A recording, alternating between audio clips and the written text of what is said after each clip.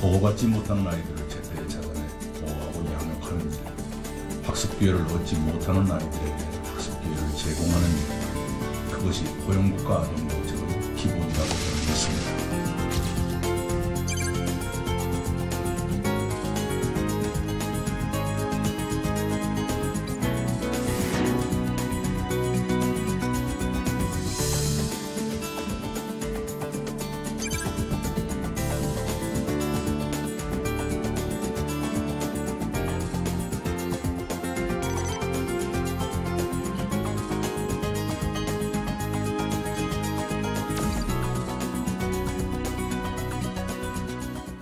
정부가 사랑의 매와 같은 훈육의 이유로 부모의 자녀 체벌을 금지하는 징계권 관련 법안을 개정 추진하는 등 아동학대를 예방하고 아동의 권리를 보장하는 포용국가 아동정책을 마련했습니다. 아동에 대한 국가 책임을 확대하기 위한 방안과 기대 효과 등에 대해서 스튜디오에 나와 계신 보건복지부 성창현 아동복지정책과장과 이야기 나눠봅니다. 안녕하세요. 안녕하세요. 네. 자, 먼저 포용국가 아동정책이 마련된 배경부터 짚어주실까요? 네. 정부가 추진하고 있는 혁신적 포용국가의 핵심 과제로 아동이 행복한 환경을 조성하는 것이 무엇보다 중요한 것이라는 인식을 같이 했기 때문입니다. 그래서 아동이 행복한 환경을 조성하기 위해서는 그에 걸맞는 어떤 법제도 개선과 정부의 지원 노력이 필요하다는 인식을 하고 있고요.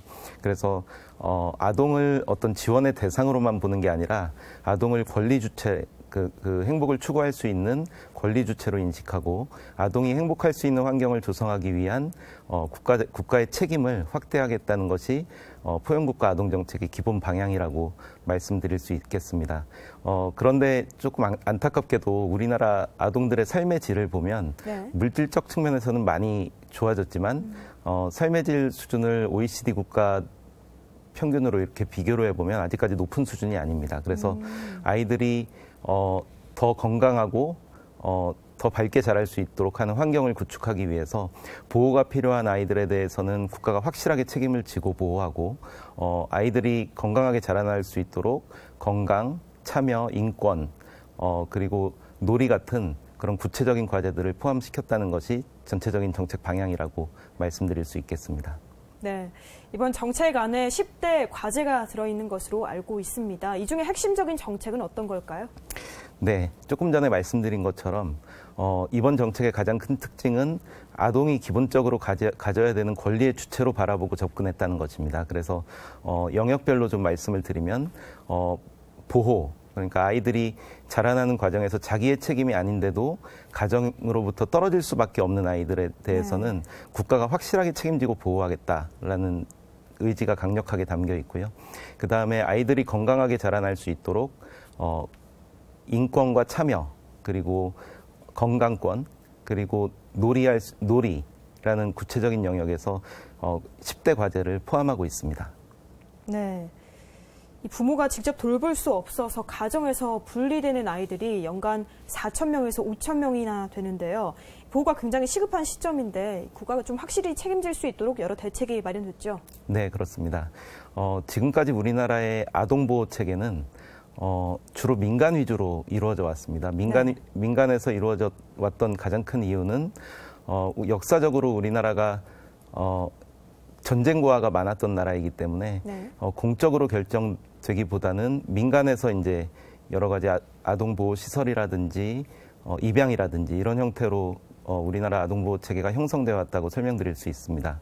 그런데 이제 그러다 보니까 지자체나 국가에서 책임져야 되는 부분에 대해서 상당히 취약했던 것이 현실이고요.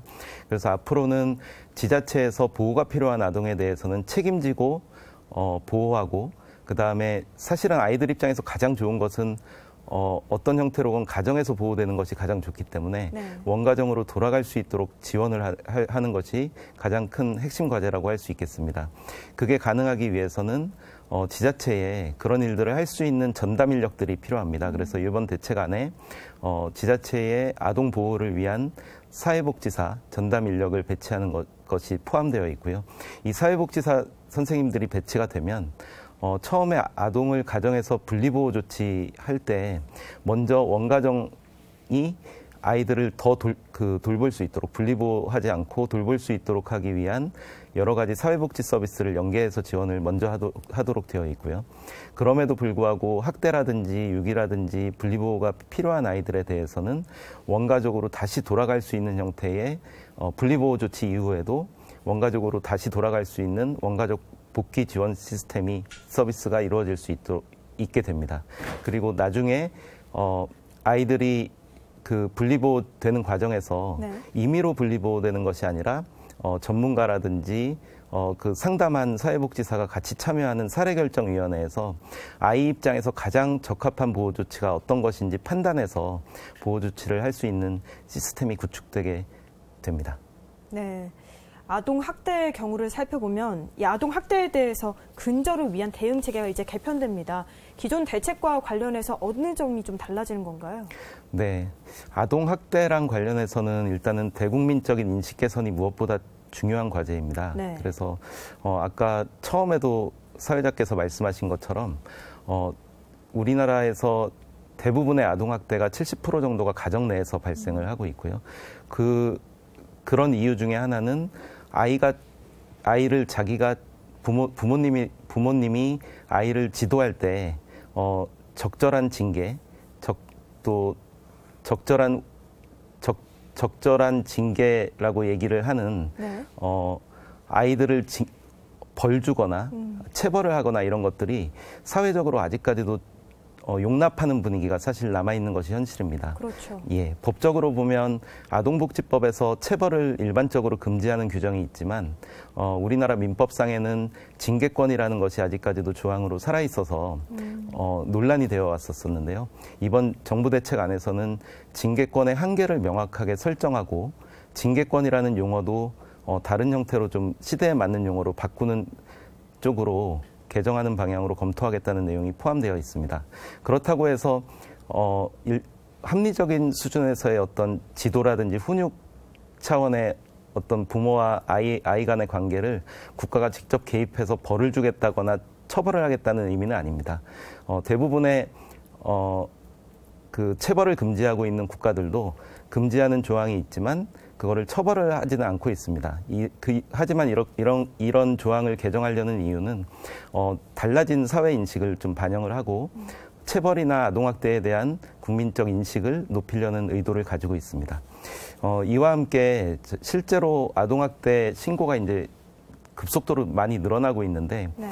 아동학대에 대한 조사를 할 때 그동안은 민간인 신분인 우리 아동학대 보호기관에서 직접 나가서 조사를 경찰과 함께 했었습니다. 그런데 저희가 가지고 있는 방향은 아동학대 조사는 공권력적인 조사가 필요한 부분이기 때문에 직접 사회복지 공무원이 아동학대 조사를 할 수 있도록 지자체의 인력을 보강하고 그리고 아동학대로 인해서 보호가 필요한 아이들의 경우에는 재학대가 발생하지 않을 때까지 그런 위험이 없어질 때까지 철저한 사례 관리를 통해서 시스템을 강화할 계획을 가지고 있습니다. 또 이후에 다시 원가족으로 돌아가는 경우에도 가족 회복 지원 시스템 같은 서비스를 확충해서 아이들이 그런 위기에 처한 아이들이 제대로 보호가 되고 그리고 다시 가족이 회복될 수 있는 형태의 사회복지 서비스를 확대하는 계획을 이번 계획에서 반영하고 있습니다. 네. 다시 한번 생각해보면 사실 징계권이라는 것 자체가 아예 이제 한계를 좀 설정하면서 달라진 시대의 어떤 인식을 따라가는 것이기 때문에 우리가 걱정하는 그런 합리적인 수준 정도의 그런 훈육이랄까요? 이런 부분은 걱정하지 않아도 되겠네요. 그렇습니다. 네. 자, 그럼 이렇게 보호를 받던 아이들이 자라서 성인이 될 경우에는 그 시점이 또 굉장히 중요합니다. 이 시점에 지원하는 대책도 마련이 됐나요? 그렇습니다. 아이들 중에서는 사실은 원가족으로 돌아갈 수 있도록 지원하는 것이 가장 중요하지만 가족으로 돌아가지 못하고 보호체계 안에 있다가 시설이나 가정위탁 같은 보호체계 안에 있다가 성인이 되어서 사회로 나가는 아이들이 있습니다. 그래서 이런 아이들을 위해서는 사실은 보호하고 있을 때부터 적절한 자립을 위한 준비를 해주는 것이 가장 중요하고요. 네. 그래서 보호 종료 이전부터 자기의 적성에 맞는 개발을 할 수 있도록 지역사회 서비스와 연계해서 지원할 수 있도록 하는 대책이 포함되어 있습니다. 그리고 보호 종료 이후에 사회에 나가게 되면 가장 어려워하는 것이 세 가지입니다. 소득과 주거와 취업입니다. 그래서 이 친구들이 실제로 가정에서 도움을 받지 못하고 사회로 나가게 되기 때문에 소득 지원을 위해서 올해 4월부터 자립수당을 월 30만 원씩 지원을 하고 있고요. 그동안은 보호체계에서 나간 이후에는 사회 어느 곳에 가 있는지 사실은 저희가 파악조차 못하는 시스템이었는데 네. 자립수당 지원을 통해서 이 친구들의 욕구가 뭐고 그다음에 필요한 서비스를 어떤 걸 연계해 줄 수 있는지에 대한 시스템이 갖추어질 수 있을 것으로 기대를 하고 있습니다. 또 어려워하는 것이 그동안은 시설이나 가정위탁 부모님과 같이 있다가 이제 사회로 나가게 되면 당장 있을 곳이 가장 큰 문제입니다. 주거 지원이랑 관련된 문제인데 저희 LH나 국토부에서 지원하는 청년 매매 임대주택 같은 사업과 연계해서 주거 지원을 더욱 확대할 계획을 가지고 있습니다. 또 고용부에서 하는 취업 프로그램, 또 복지부의 자활사업 같은 여러 가지 취업 지원 프로그램을 통해서 이 친구들이 안정적인 소득을 가지고 사회의 일원으로 자립할 수 있도록 지원하는 프로그램을 도입할 계획입니다. 네. 자, 그리고 또 아이들과 관련한 또 하나의 문제점으로 지적되고 있는 것 중 하나가 출생신고를 할 때 이제 부모님이 직접 가서 해야 되는 경우가 많기 때문에 출생신고조차 되지 않은 채 아이들이 버려지거나 관련해서 사건, 사고가 일어나는 경우가 참 많았는데요. 이와 관련해서 아동들의 권리를 보호하기 위한 대책도 있죠. 맞습니다. 실제로 아동이 유기되는 경우에 보면 아이가 아주 어렸을 때 태어나자마자 출생신고조차 되지 못하고 버려지는 경우들이 있습니다. 대표적으로 베이비박스 같은 경우에 2017년에 약 261명의 아동이 유기된 것으로 저희가 파악을 하고 있고 이 외에도 1차적으로 출생신고를 부모님이 하시기 때문에 행정기관에 가서 부모님이 하시기 때문에 사각지대가 존재하는 것이 사실입니다. 네. 그래서 저희는 출생통보제라는 이름의 제도를 도입을 할 계획인데요. 출생통보제는 대부분이 병원에서 아이를 출산하시기 때문에 병원에서 출산할 때 병원이 관련되는 행정기관에 출생 사실을 통보하도록 하고 이를 통해서 누락되는 아동이 없도록 하기 위한 시스템을 구축할 계획입니다. 그런데 이 출생통보제를 도입을 하다 보면 실제로 출생신고 자체를 꺼릴 수밖에 없는 분들이 있습니다. 미혼부모라든지 뭐 이런 분들이 병원에서 출산하시기 어려운 경우가 있을 수 있기 때문에 출생통보제를 도입하면서 그런 분들이 상담 과정을 거쳐서 제한적인 범위 내에서 익명으로 내지는 비밀로 출산하실 수 있는 제도의 도입도 병행해서 검토하려고 합니다. 네. 자, 그리고 잊을만 하면 또 발생하는 안타까운 사건들도 있습니다. 예를 들어서 학대로 인해서 아동이 사망하는 그런 사건들인데요. 이런 경우에는 좀 특단의 조치가 필요할 것 같아요. 네, 맞습니다. 아까도 잠깐 말씀드렸었는데요. 저희 나라가 아동학대로 인해서 사망하는 아동이 약 월 단위로 따져서 약 2명 정도 언론에서도 많은 관심을 보여주고 계시지만 네. 인식을 개선하는 부분부터 시작해서 학대에 대해서 좀 더 공권력적으로 조사를 하고 아동학대에 대해서는 사회적으로 좀 더 엄하게 다스릴 수 있는 그러한 인식 개선이 중요합니다. 이런 것들을 위해서 저희가 관계부처와 합동으로 올해부터 만 3세 아동에 대한 소재 안전 파악을 위한 관계부처 합동조사를 실시할 계획이고요. 또 아동학대 조사를 위한 전담 공무원을 사회복지 전담 공무원을 시군구에 배치하는 일을 단계적으로 추진할 계획입니다. 또 아동보호 전문기관이 현재까지는 학대 조사를 맡았었는데 공무원이 그 일을 직접 맡게 되면서 네. 아동보호 전문기관은 재학대 위험이 없어질 때까지 책임지고 사례 관리를 할 수 있는 형태로 향후에 확대 발전시킬 계획입니다. 이런 것들이 이루어지게 되면 실제로 아동학대에 대해서 우리 사회가 대응하는 방식이 달라진다고 볼 수 있을 것 같고요. 그리고 그럼에도 불구하고 발생하는 중대 사망 사건, 중요한 사건에 대해서는 우리가 어느 부분에서 시스템적으로 놓쳤는지에 대해서 다시 돌아보고 재완료하는 시스템을 공식화해서 그런 사건이 발생할 때 우리 시스템의 어느 부분이 문제가 있는지 계속적으로 완료할 수 있는 시스템도 도입할 계획입니다. 네. 자, 사실 지금까지 아동이라고 하면 미성숙한 존재 내지는 부모의 울타리 안에 존재하는 그런 존재로 인식을 하기 마련이었었는데 이걸 편견을 좀 바꿔서 이제는 아동의 의견을 반영한 정책도 중요할 것 같아요. 네, 맞습니다.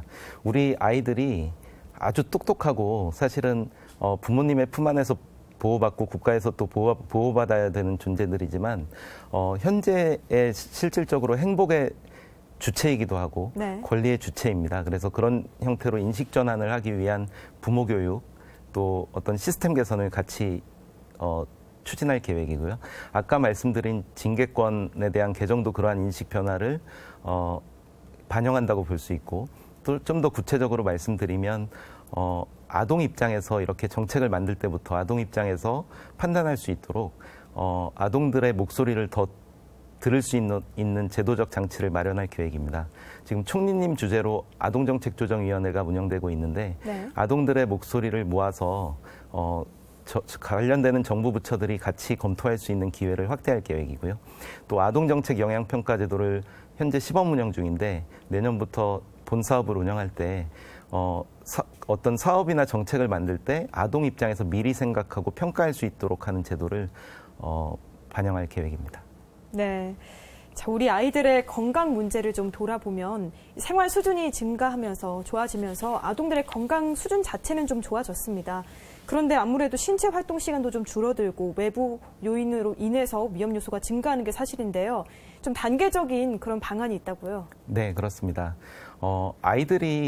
우리나라 아이들의 평균적인 건강 상태가 나쁜 것은 아닙니다. 네. 그런데 이제 오히려 좀 새로운 문제점들이 드러나고 있는 것이 신체 활동 시간이 줄어들거나 아니면 마음 건강 문제에서 좀 스트레스를 많이 받거나 이런 네. 문제들이 새로운 문제로 등장을 하고 있습니다.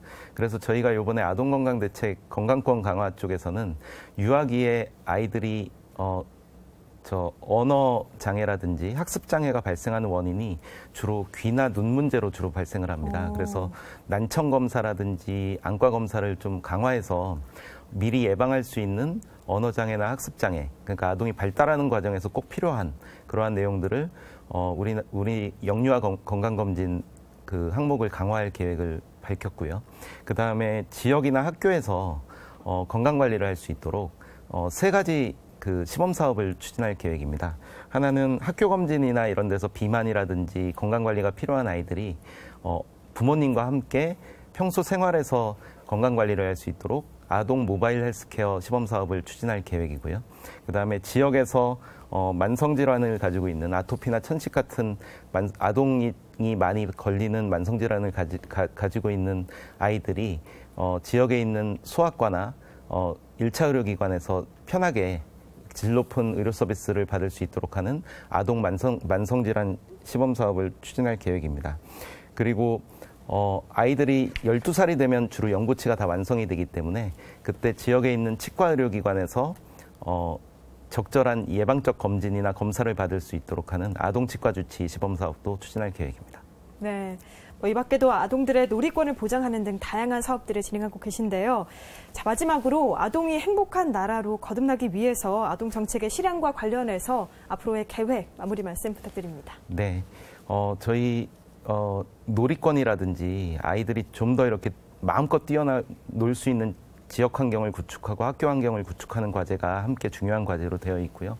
이번에 발표한 포용국가 아동정책의 핵심 과제들을 포함해서 연말까지 제2차 아동정책 5개년 계획을 수립할 계획입니다. 그때는 좀 더 구체적이고 세부적인 시행 계획을 마련해서 향후에 아동이 행복한 사회를 만들기 위한 노력을 지속적으로 추진해 나가도록 하겠습니다.